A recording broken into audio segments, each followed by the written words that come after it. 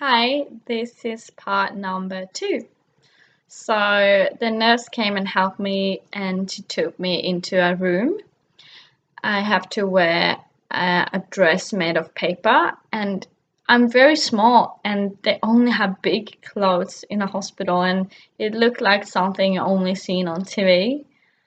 And she did ask me a lot of questions and I wonder where my boyfriend was because he didn't know where I was.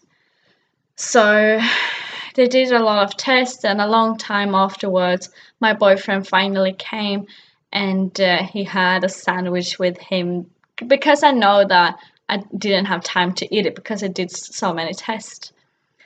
And they did some more tests, and then they decided I should go to another room, and I got there in a bed, so I felt like a dying person. Then I did a CT scan, and I got there either by wheelchair or the bed. I still felt like a dying person. The CT scan maybe took like 10 minutes, and they put something in you that make you feel like you pee yourself, like you get really hot inside your thighs. Anyway, I told my boyfriend about it, and we're talking about something else that I forgot we were in a hospital. But then a doctor came, and he he spoke this weird English, medical English that we don't learn in school, and I didn't get it. And all I can see is how my boyfriend falls down into my knee and crying. And I asked him if he could explain it, and he said that they have found something, and they think it could be a tumor, good or bad. And when you hear that, you get some kind of panic, and I started to say, "What do you mean, tumor? I got a tumor?" And then a nurse came and she gave me some sort of medicine that made me so high that everything was good again. And it took me up to a department, a stroke department where I was going to stay. And I got to call my mom, but she thought maybe that I was drunk and she wanted to end the conversation as soon as possible. And my boyfriend stayed till midnight, and after that I couldn't sleep anyway because they measured my blood pressure every half an hour. The next morning my boyfriend came with my pink bag that's this big and a computer as well, and then he kissed me and leave for work. Then some doctors came in and they speculated in what it could was, and they think it might sound like a tumor or it may seem like a stroke. And I only think about those people who goes through a stroke and it's not good. So I said I'd rather have a tumor than a stroke. They said that it might be dangerous, so I have to do an MRI. I took some medicine as well for getting my epileptical attacks. I didn't think I would get it, and yeah, to make them sorted. And then the guy who was taking me to the MRI asked me if I wanted to go there by wheelchair or the bed. Like those are the only options. I can walk there. And well, the MRI was you have your head stuck like this and you go through a tunnel.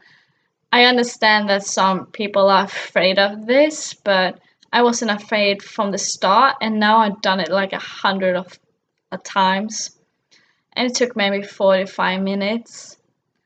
The next day I started to crying. I don't know what I cried about, but I went into the toilet and took a shower and then just cried and cried.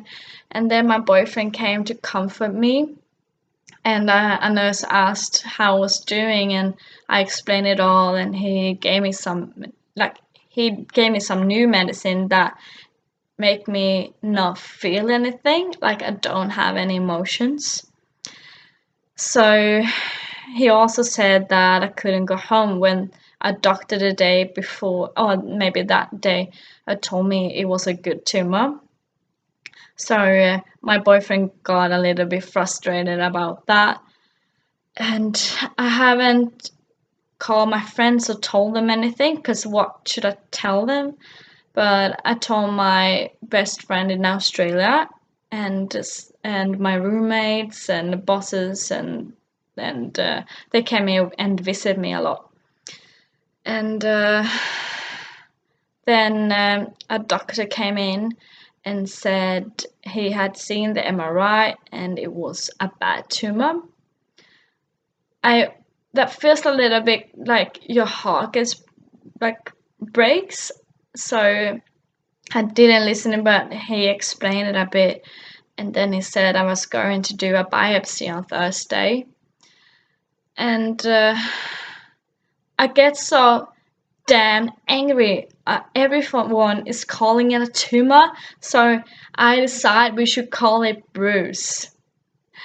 Anyway, then we are sharing rooms with one person more, and I shared with one who was looking like she was dying at any second, and she was screaming like this on the nights. I have it recorded.